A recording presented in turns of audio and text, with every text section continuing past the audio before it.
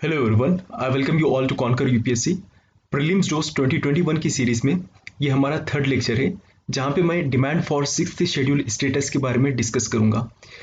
ये वीडियो लेकर आया हूं मैं, मेरा नाम है मोहम्मद खैरुल मुबीन अहमद। चलिए आइए देखते हैं। Arunachal Pradesh wants to enter into sixth schedule, लेकिन ऐसा क्यों? क्योंकि इसमें बहुत से फायदे होते हैं। ऑब्वियसली अरुणाचल प्रदेश की जो बीजेपी सरकार है वो ये चाहती है कि अरुणाचल प्रदेश को हमारे संविधान के सिक्स्थ शेड्यूल में एंट्री मिल जाए। इनफैक्ट ये लोग ने रेजोल्यूशन भी पास कर दिया है। यही हमारा आज का कॉन्टेक्स्ट होगा। देखिए सिक्स्थ शेड्यूल में होता क्या है, बेसिक सा आइडिया प्रोवाइड कर देता हूं मैं आपको सिक्स्थ शेड्यूल के बारे में, आगे चल के डिटेल में डिस्कस करेंगे।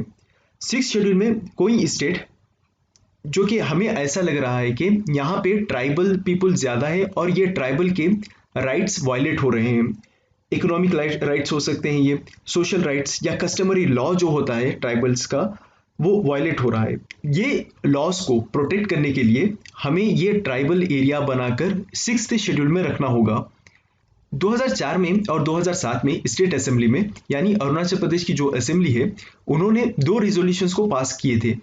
एक Mon autonomous region and Patkai autonomous council 2004 में 2007 में respectively under the provisions of the sixth schedule of the constitution. लेकिन इस बार क्या हो रहा है, इस बार अरुणाचल प्रदेश की असेंबली ने यूनैनिमसली रेजोल्यूशन पास किया है कि एंटायर स्टेट पूरा का पूरा अरुणाचल प्रदेश को हमें सिक्स्थ शेड्यूल में रखना होगा।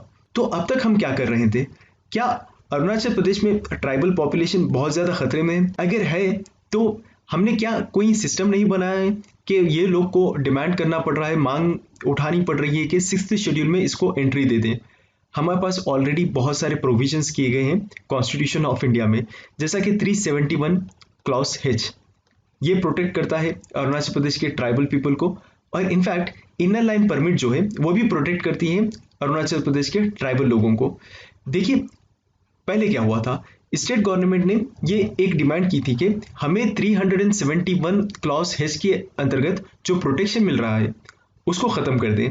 इसके बदले हमें 371 क्लॉज A 371 क्लॉज G के अंतर्गत जो प्रोटेक्शन मिलती है नागालैंड को और मिजोरम को मिल रही है ऑलरेडी, तो हमें उस तरह का protection they.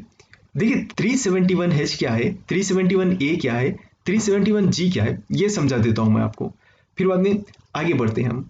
371 clause A article and 371 clause G article special protections provide करते हैं in respect to religious, social practices, customary laws and rights to ownership and transfer of land to the tribal people of the state of Nagaland and Mizoram respectively.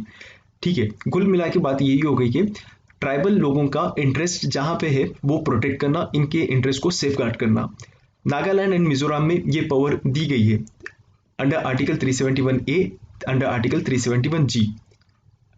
लेकिन 371H क्या कह रहा है, state governor को special responsibility दी जाएगी law and order जो state का होता है उसको संभालने के लिए और उसके फंक्शंस डिस्चार्ज करने के लिए in respect to maintaining of the law and order in the particular state related to tribal population.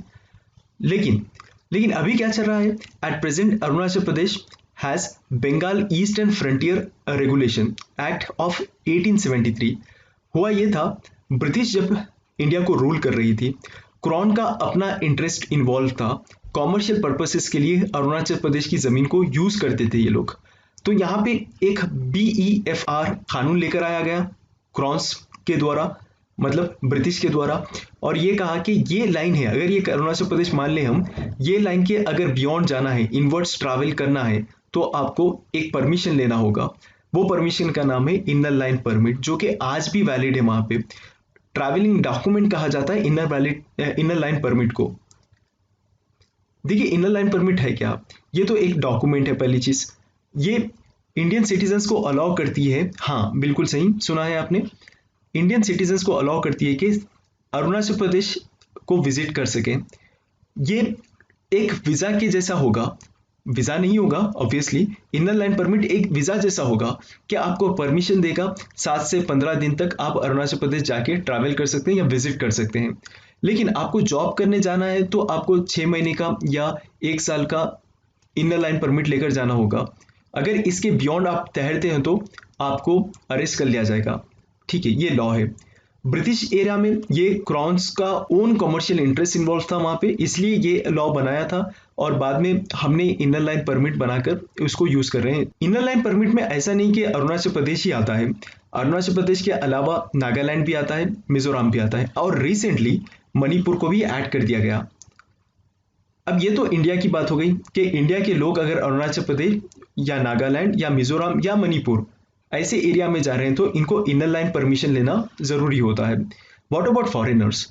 Foreigners में देखिए, एक कंट्री को छोड़ देंगे हम, फॉरेन में काउंट नहीं करेंगे, भूटान को एक्सेप्शन है ये। हर फॉरेनर को ये जरूरी होता है कि ये प्रोटेक्टेड एरिया या रेस्ट्रिक्टेड एरिया कहूं मैं फिर, यहाँ पे जाने के लिए इनको एक अलग किस्म का परमिशन लेना होता है जिसको हम कहते हैं प्रोटेक्टेड एरिया परमिट या फिर रेस्ट्रिक्टेड एरिया परमिट। होप आपको समझ में आया होगा। इनर लाइन परमिट किसके लिए है? इनर लाइन परमिट इंडिया के लिए है प्लस भूटान के लिए है। वेराज फॉरेनर्स के लिए क्या है? फॉरेनर्स के लिए प्रोटेक्टेड एरिया परमिट और रेस्ट्रिक्टेड एरिया परमिट है। अब देखिए सिक्स्थ शेड्यूल क्या है? Sixth schedule to the constitution provide powers to the tribal communities. Tribal communities को ये पावर मिलते हैं सिक्स्थ शेड्यूल के अंतर्गत कि ट्राइबल एरियाज जो भी हैं उसको एडमिनिस्टर वो खुद कर सके। और इनफैक्ट जो article 244 clause 2, 275 clause 1 of the constitution ये प्रोवाइड करता है कि जितने भी ग्रांट्स आ रहे हैं वो सारे के सारे grants consolidated fund of India से चार्ज किए जाएंगे for the benefit and welfare of scheduled tribes people. ठीक है, अब देखिए वो स्टेट्स जो ऑलरेडी सिक्स्थ शेड्यूल में आ रहे हैं तो इनमें क्या ऑटोनोमस डिस्ट्रिक्ट बनाई गई है? बिल्कुल हाँ, इनमें ऑटोनोमस डिस्ट्रिक्ट है। जैसा कि असम की अगर मैं बात करूंगा तो असम में बोडोलैंड टेरिटोरियल काउंसिल एक है, second Karbi Anglong autonomous council, third Dima Hasao autonomous district council. Meghalaya में Garo Hills autonomous district council, Jaintia Hills autonomous district council and Khasi Hills autonomous district council है। त्रिपुरा में भी है, त्रिपुरा में Tripura tribal areas autonomous district council, Mizoram में Chakma autonomous district council and Lai autonomous district council, Mara autonomous district council है। Article 371 जो है, अभी हमने कहा था आर्टिकल 371H होता है, ए होता है, जी होता है, इस तरह से देखिए बहुत सारे हैं, जे तक जाता है ये। 371 से लेकर 371J of the constitution special provisions provide करता है 11 स्टेट्स को to meet the aspirations, cultural protection, economic protection and discrimination, इससे बचाने के लिए इस तरह के प्रोविजंस किए गए हैं, स्पेशल प्रोविजंस किए गए हैं इवन अंडर आर्टिकल 371। अभी तक मैंने 3 चीजें बता दी है आपको, एक इनर लाइन परमिट के बारे में, सेकंड सिक्स्थ शेड्यूल के बारे में, थर्ड आर्टिकल 371 के बारे में। करेक्ट, ये सारी चीज क्या करते हैं? ये सारी चीज सेफ गार्ड करते हैं ट्राइबल कल्चर को। इसके अलावा भी देखिए एडिशनल इंफॉर्मेशन प्रोवाइड करता हूं मैं आपको। CAA एग्जेम्प्ट्स है, CAA का फायदा नहीं है, इसी वजह से अरुणाचल प्रदेश को सिक्स्थ शेड्यूल में नहीं डाल रहे हैं क्योंकि CAA तो होगा ही नहीं। सिक्स्थ शेड्यूल एरियाज में इनर लाइन परमिट में CAA एग्जेम्प्ट कर दिया गया है। Already Arunachal Pradesh inner line permit area में आता है, तो इसका मतलब ये नहीं है कि सिक्स्थ शेड्यूल में इसलिए डाल रहे हैं क्योंकि अरुणाचल प्रदेश को CAA से एग्जेम्प्ट कर लें, नहीं, ये मतलब नहीं है इसका।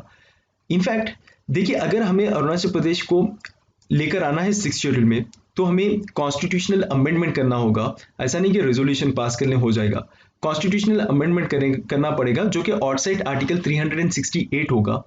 National commission for scheduled tribes है जो कि आर्टिकल 338 में आता है।